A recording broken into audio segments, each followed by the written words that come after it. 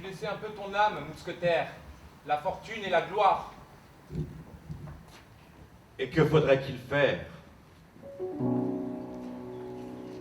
Chercher un protecteur puissant, prendre un patron, et comme un lierre obscur qui circonvient un tronc et s'en fait un tuteur en lui léchant l'écorce, grimper par ruse au lieu de s'élever par force? Non, merci. Dédier, comme tous ils le font, des vers aux financiers, se changer en bouffon dans l'espoir vil de voir aux lèvres d'un ministre naître un sourire enfin qui ne soit pas sinistre. Non, merci. Déjeuner chaque jour d'un crapaud, avoir un ventre usé par la marche, une peau qui plus vite à l'endroit des genoux devient sale, exécuter des tours de souplesse dorsale. Non, merci.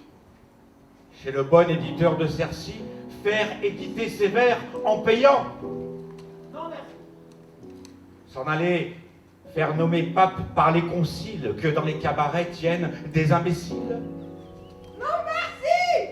Travailler à se construire un nom sur un sonnet au lieu d'en faire d'autres.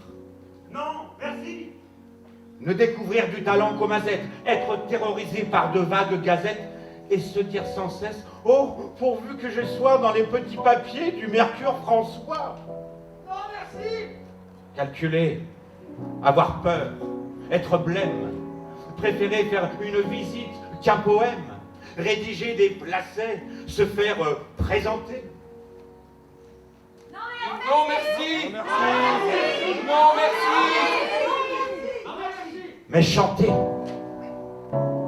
rêver, rire, passer, être seul, être libre, avoir l'œil qui regarde bien, la voix qui vibre, mettre, quand il vous plaît, son feutre de travers, pour un oui, pour un non, se battre, ou faire un vers. Travailler sans souci de gloire ou de fortune, à tel voyage auquel on pense dans la lune. N'écrire jamais rien qui de soi ne sortit, et modeste d'ailleurs se dire, mon petit, sois satisfait des fleurs, des fruits, même des feuilles, si c'est dans ton jardin à toi que tu les cueilles.